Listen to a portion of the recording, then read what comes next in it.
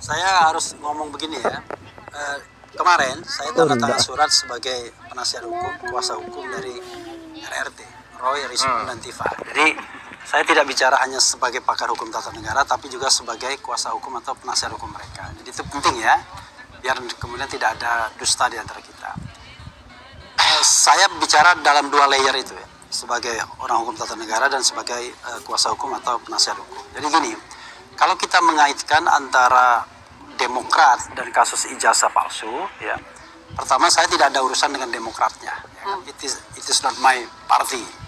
Tetapi coba kita berpikir secara jernih ya, siapa duluan yang meraise isu ijazah palsu ini?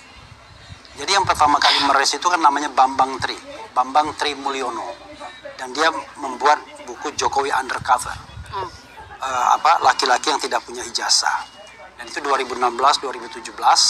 Kemudian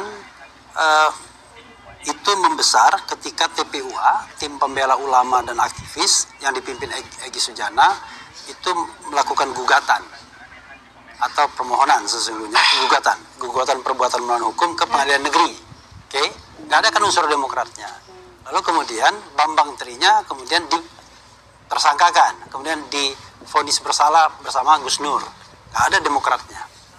Nah, kapan kehadiran Roy Suryo itu sama saja seperti kehadiran Dr. Tifa, kehadiran Rismon, yang mereka sama-sama nggak kenal sebelumnya.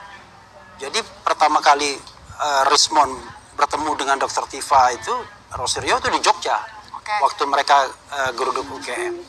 Jadi menurut saya kalau kita bicara teori tentang histori ya, tentang sejarah tidak dimulai dari persaingan partai politik soal ijazah.